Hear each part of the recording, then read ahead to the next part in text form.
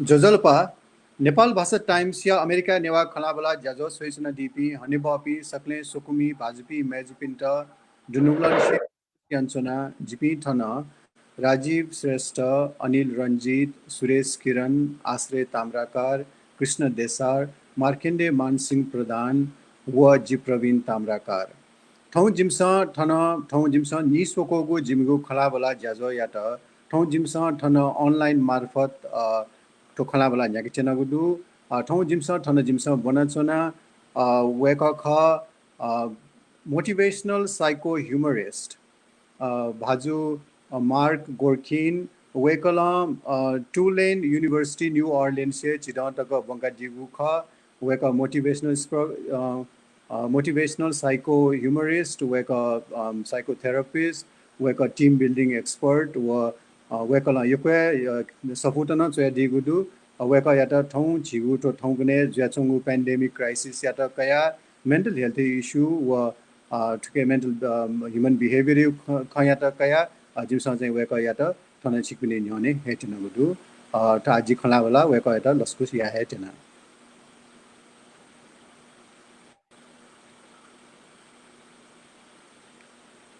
Hi, Mark.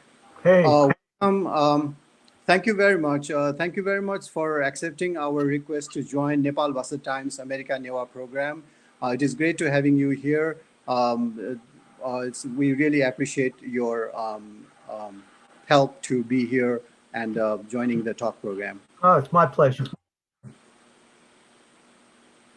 Thank you very much. Before we start, can you start with something that makes everyone happy? We would like to start with a happy note before our conversation. Well, first of all, this wouldn't happen, my meeting you, being on this show, if we weren't in a new special crisis situation. So we try new things and we discover new connections, we discover new people. I'm learning all about Zoom and all these media platforms. So sometimes out of adversity, it challenges us to reach out, meet new people, to try new skills. And I think that's one, and we're going to talk more about that. The danger and opportunity in new, challenging, or crisis situations. Thank you very much. Laul, I would like to ask you questions. I would like to start now with questions. We have come a long way in a short period. In a short period, a lot of things happen, all unexpected things, and all like things like upside down. In this situation, as a psycho-humorist, as expert, as a stress doc, how would you define this situation? How would you describe this situation in brief? Well, I use the word, it's a crisis. And by definition, crisis means you're in a situation that you don't know how to respond to. It challenges you in very many different ways. And the Chinese have two characters for crisis: danger and opportunity. Now partly we know the danger. That is, as we'll talk about, some people are out of work. Some people have to work in scary situations. But the other part of danger and crisis is that it's going to stir up memories. Some of you are going to remember about the earthquake in 2015. That's correct. Anything that's a powerful loss or experiences where you felt out of control, expect that you may have some memories and feelings about that. So that's the danger. The opportunity of crisis is, as I said before, is to realize we can't go through life alone. We need good supportive people. We need resources like your television program to help us understand more. You mentioned websites. Be Well Initiative website is a great resource. In fact, they're even having a program tomorrow. I think it's 11 o'clock Eastern time. And two social workers, Nepali social workers, are going to be talking about how you cope with the crisis of, COVID. So there's new people to meet, new resources to discover. And I just think if we continue to see this as an opportunity to develop, especially inner strengths, and we'll be talking more about that. Yeah, thank you very much. It's a danger and opportunity. I think it has both. We have to think about it. It's like yin and So, yang.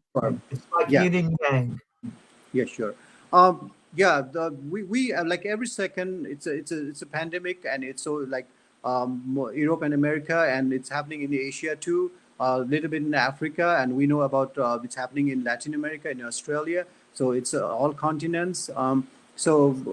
We hear a lot about of the medical issues. We hear a lot about economy. So what about mental health? I mean, how much does it deserve to be need attention? How much it has to be addressed?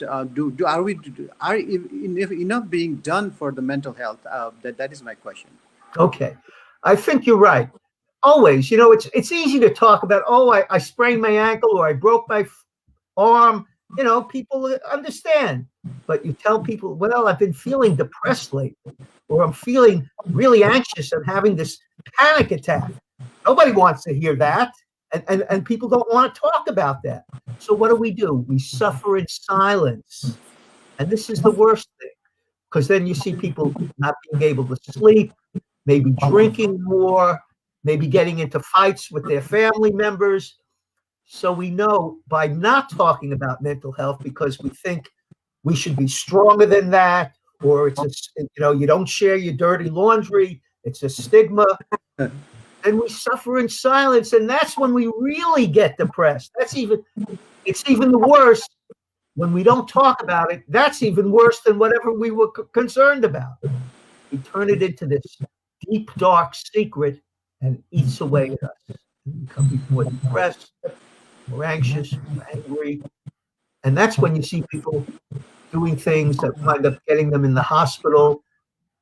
I know where I am in the Baltimore, Washington area, we've had a number of Nepali students who've committed suicide because they were under stress. Maybe they didn't have family here, but they were keeping it all to themselves and ashamed to talk about it. So we know this is not just, well, it would be good to do. No, this can be life-saving. So is it the matter of like the media has the more role, or the government has to fund it more? How does it like be more practical? How does it happen? I mean, is there Well, I something think to be certainly, done at that level? yeah. Is society, or what is it? Well, certainly more funding, and I think we have seen in the United States, for example, with all the shootings, the mass killings in the United States shooting, they're starting to realize we have to fund more for mental health and mental illness issues. But I think it starts in the family and in the community. Nice. Families have to talk about how we're feeling about each other. How am I feeling going to work and I'm worried about getting the COVID crisis? How am I feeling about being laid off? That's one of the hardest things, especially for men, I think. If you've lost a job, that strikes at your heart, at your identity. Who am I now? And this is a very powerful questions. So the family and the community. One of the things in the Nepali community, we know the importance of community leaders, having colleagues and friends that you can talk to. Maybe you're not ready to talk about it with a family member, but find a community member in your community that you can talk about it with. And of course, if it really gets tense and pressured, talk to a professional, a counselor. For example, I'm involved with Be Well Initiative here, and we have a website, but we also have people that can talk with you. Or we have connections in Nepal.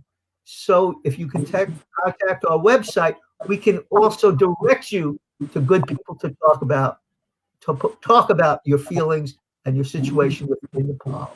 Yeah, thank you very much. I think I need to mention about the websites, bewellinitiative.org and stisdoc.com. I checked your website, and there are very helpful informations on COVID-19. There are resources given with 10 points, and the videos, I think they are being very helpful at this situation. I think the all most of the videos are very helpful for all age group. So I ask my viewers, our viewers, to check on them too. Stressdoc.com and bewellinitiative.org.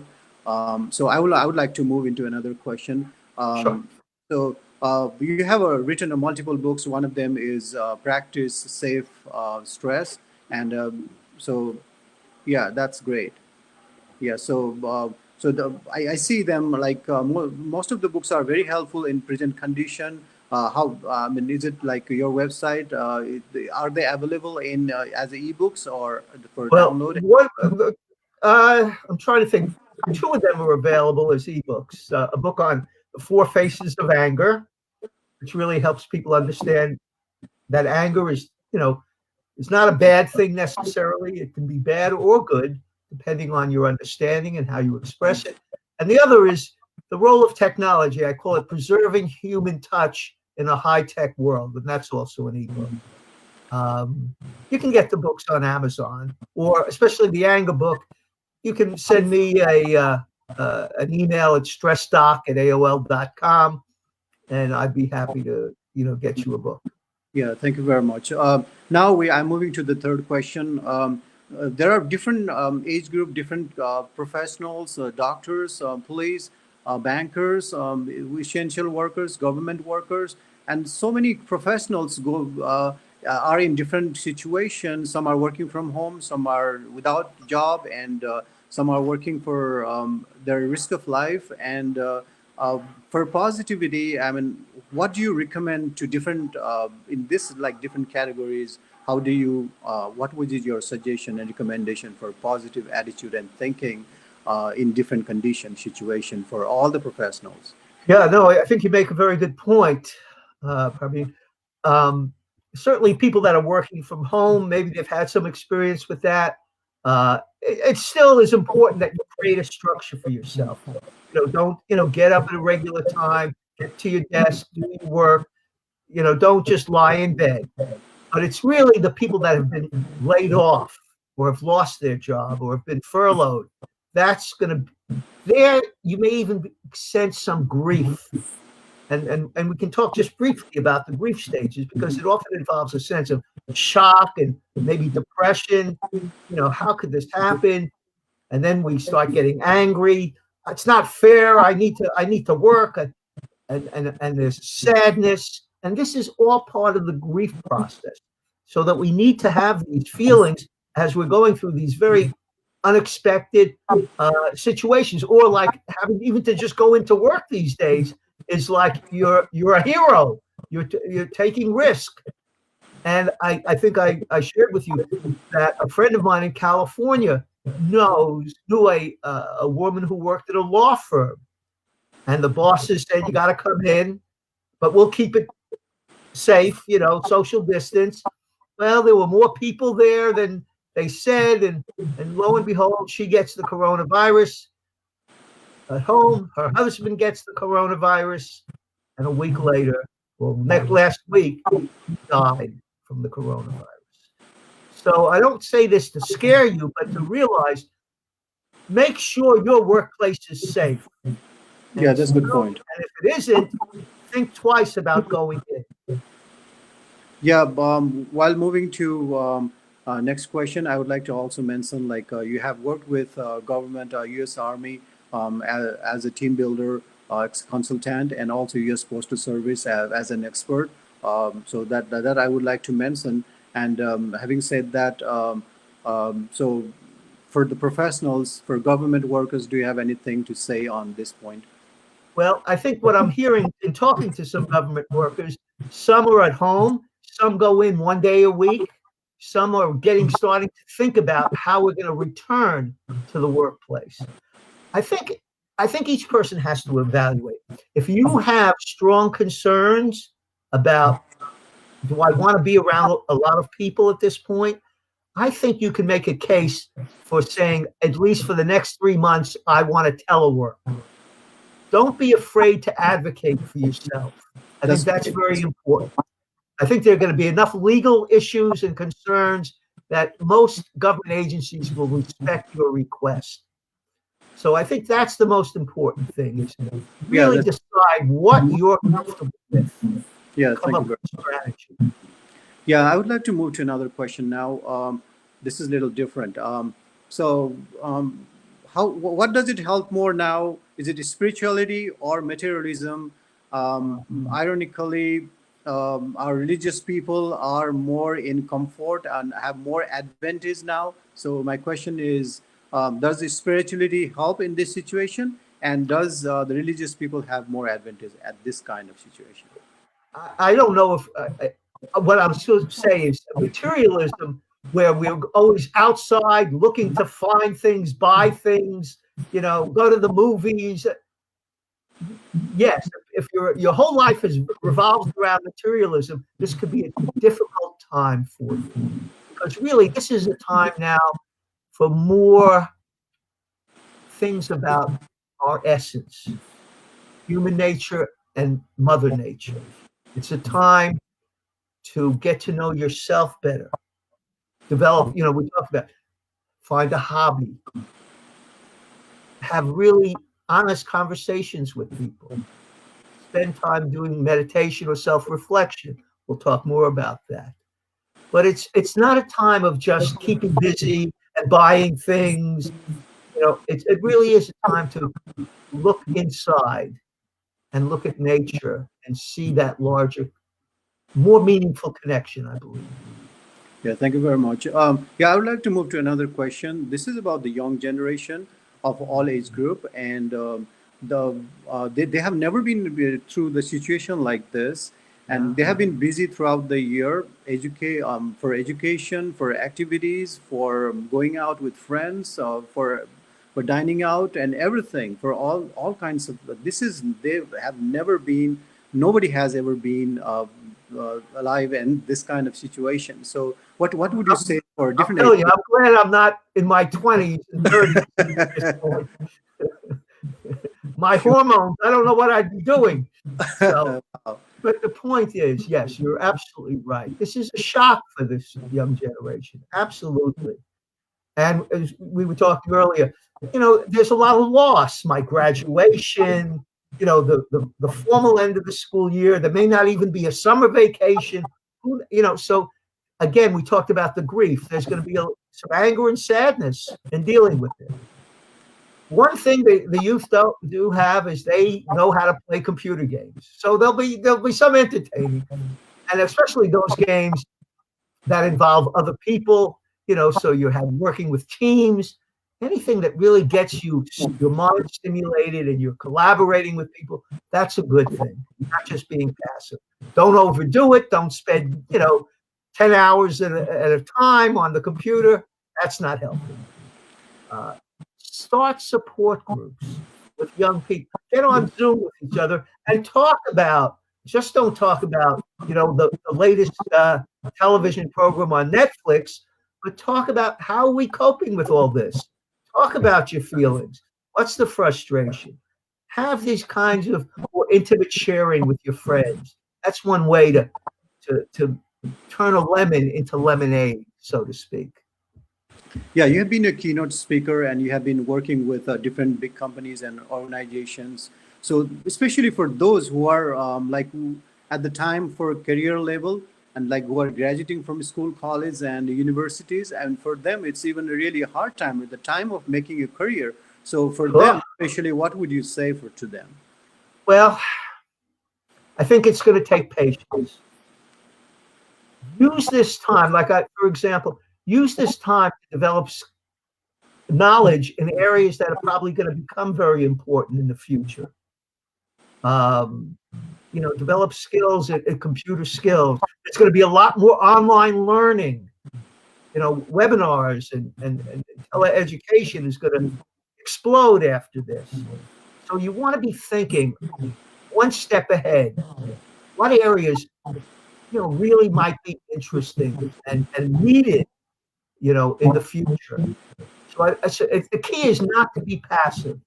Develop new skills. Use this time to take classes to add to your, bag of knowledge. Nice. This is I would like to ask similar questions because for exploring, when it comes to exploring, we have to get out of the house most of the time. Need a lot of materials and a lot of support. So in this time of a closed door situation, what is the thing to explore? Is explore the mind, or what is it? What we can explore? I mean, Look what I'm exploring. I'm going to be on Nepali television.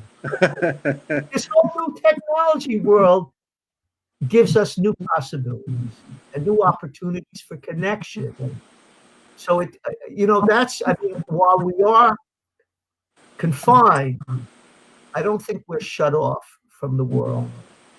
And I think the exploring is twofold. One, these kinds of new connections with new people, new societies, but more, what do I want to develop inside of myself? What's the kind of person I want to become? What are the kinds of connections with people that I want to develop?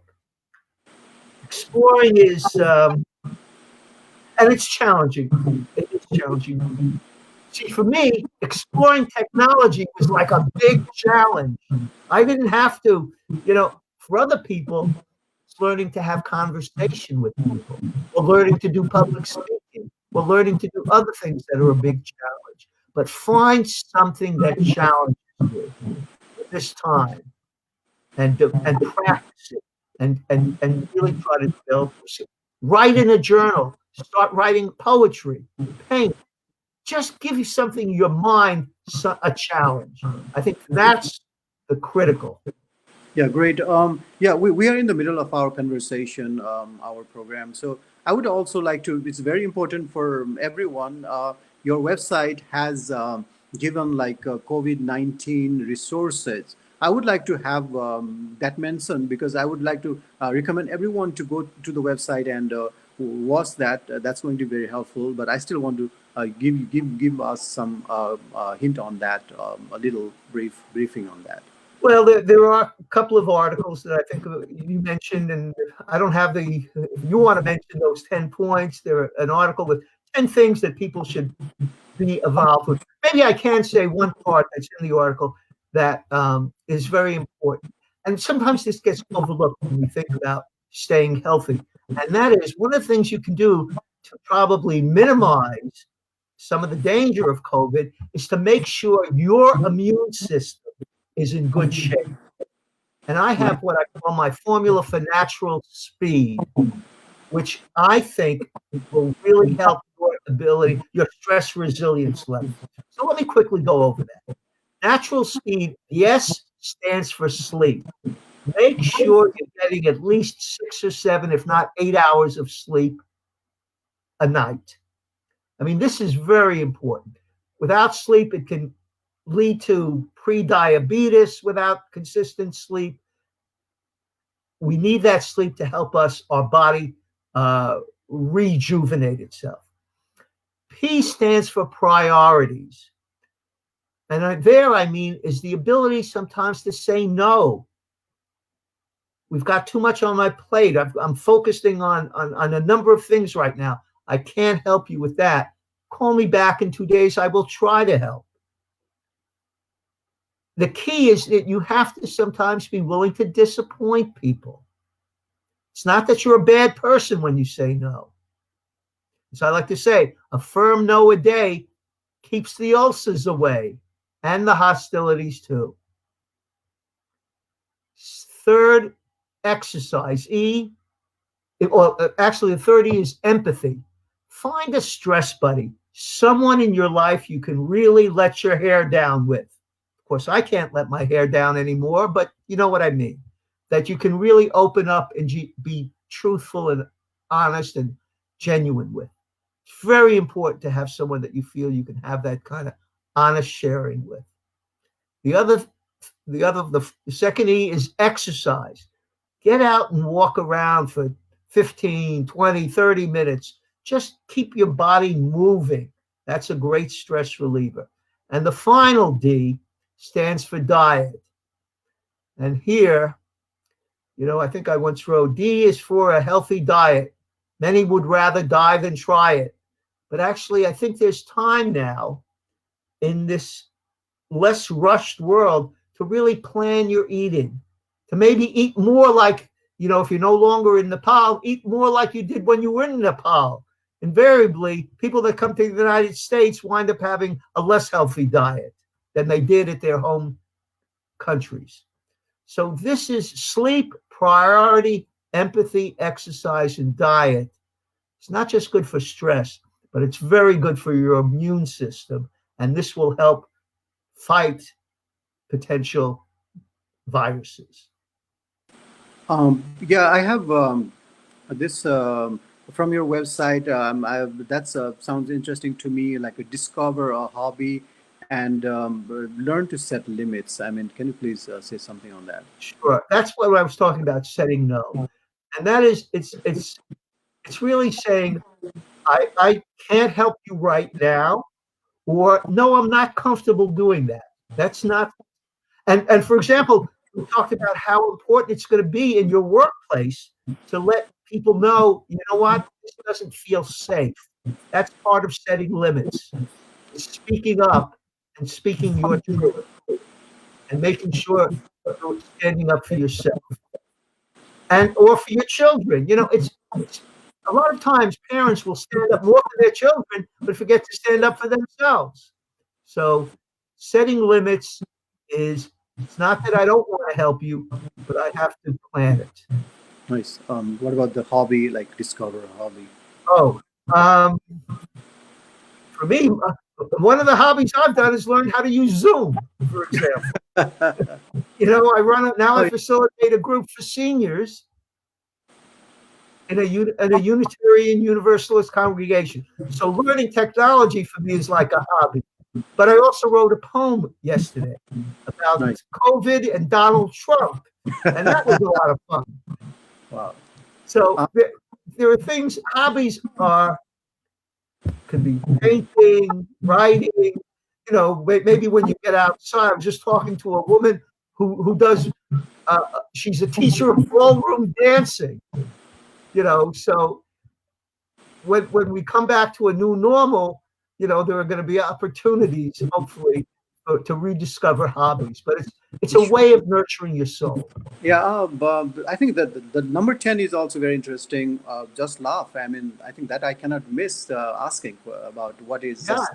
Well, in Asia, I think it was in India, where they were doing that yoga laughing. And they would just get hundreds of people together and they would just start laughing, even though it felt fake at first. But after a while, it was just a natural, spontaneous, joyful community of people laughing and just enjoying themselves.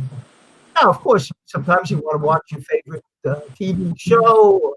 But I think There has to be no reason for laughing. Just laugh. Just laugh. Look for the reason, not for the jokes or anything. You know what? People also, because I, as you mentioned, I give talks on public speaking. I'm a public speaker, and people will sometimes say, "Were you always a natural?"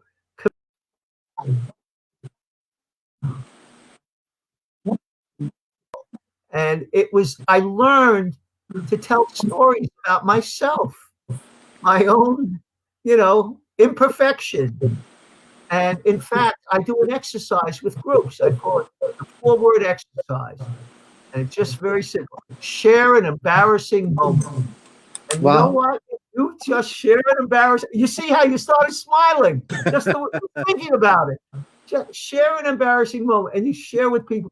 And you know what? Initially, there's quiet, and then someone says, "Okay, I'll tell a story." And they do. Someone then says, "Well, that was good. Let me tell you about my embarrassing moment." and suddenly the room is abuzz with laughter and hand motions and body language. Having the courage to share an embarrassing moment is so universal. Maybe that's one of the few things that every society understands: laughter and embarrassment. We all have it. It's a part of nature. And the more that we can laugh about it, talk about it, not be ashamed of it. Yeah.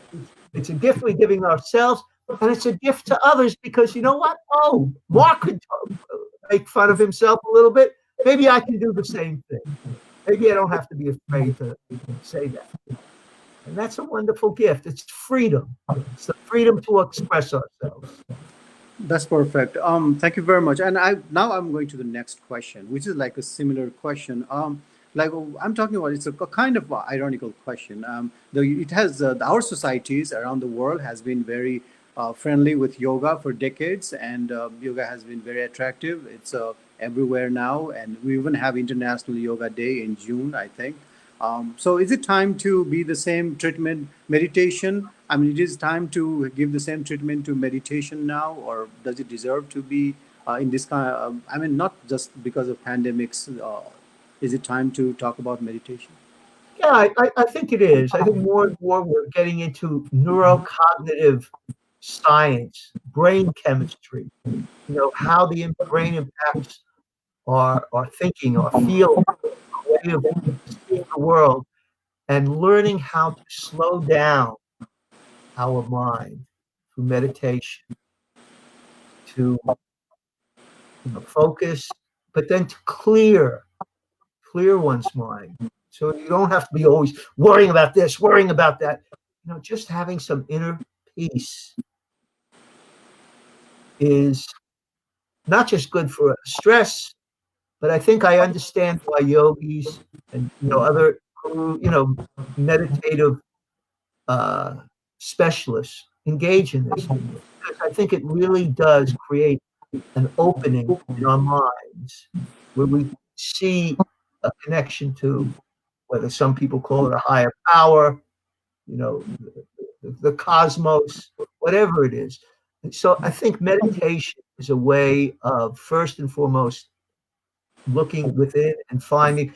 We need meditation to know, oh, my shoulders, we keep so busy. I'm not even aware that I've got this pain in my shoulder. We need to really heal. We need mind, body, and spirit. We need to pay attention to all three. Meditation is a wonderful way of that, and talking with people, sharing honestly about who I am and what I'm feeling. It's a beautiful way of creating some of that love connection. Yeah, I like that. Talking to people. I mean, that's wonderful. Yeah, I would like to move to another question. This is about the productivity, and what is most people doing now? Say kind of shutdown, lockdown, whatever you name it. This is like we still looking for productivity. As you earlier mentioned, that materialism is seeking getting things, buying things, or having owning things. But when you watch TV and movies, as you said, set a limit in your resources too. So what is your recommendation for? I mean, what is most people doing now, and whether there has to be something like need some you have your from the point of view of productivity. Do you have any recommendation?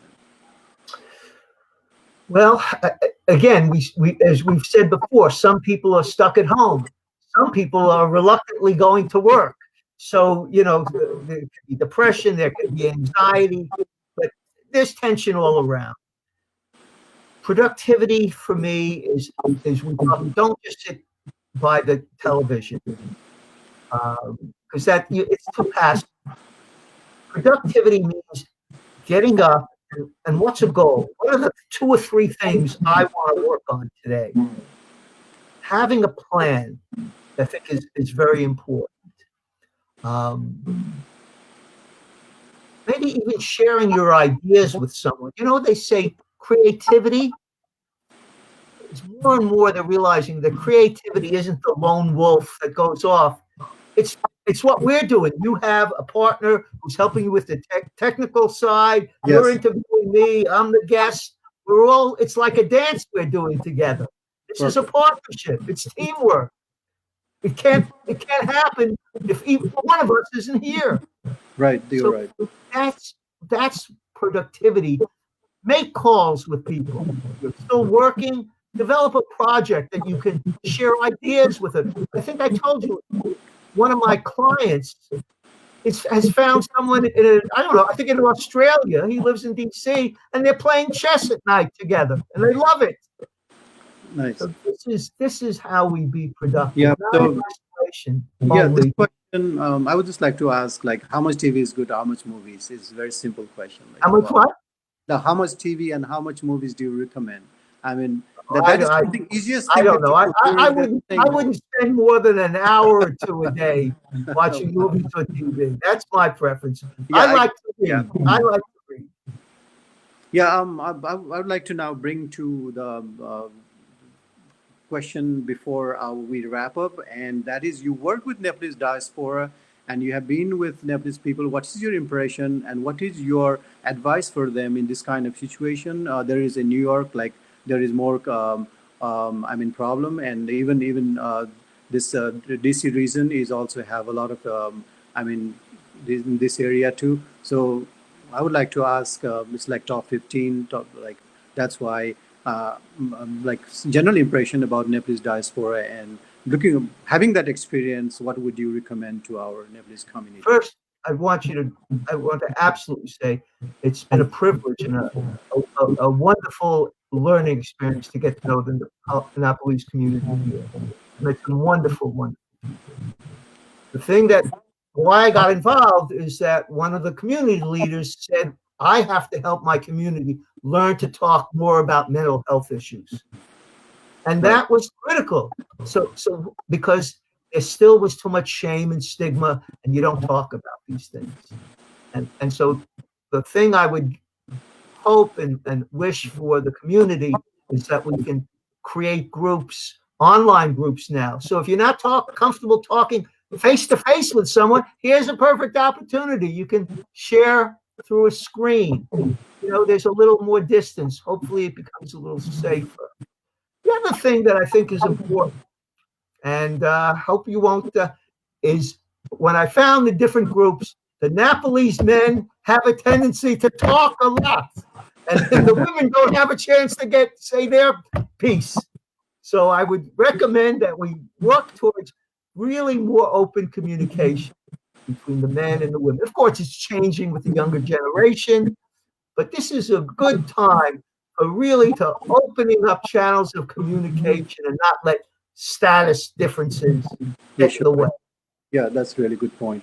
Yeah, I would also like, we have talked about individuals, family, but it is also, I think, very important to talk about helping each other, helping other communities. I mean, this is a real crisis for not just one country, even one continent. I mean, this is not like other epidemics, but this is different. That's why this is something I would like to also mention. Yeah, I think you mentioned. I'm sorry. I think you mentioned like in New York, there's a place called Adhikar that's very a real powerful community organization, and we're going to be starting training in here with our group. And as I say, tomorrow go to that Be Well Initiative website. There is a training program on dealing with stress in the time of COVID. Um, but they're training community members to reach out and talk, even if it's like on a phone bank or a Zoom site. So there are things you can do to help your community. Create these kind of forums, these groups where you can get people sharing and talking with one another. There's always going to be room for people that are saying, you know what, I have a purpose to help my community. And I would very much agree with that. And start your own group. Sit. Don't be a follower. Be a leader. Beautiful.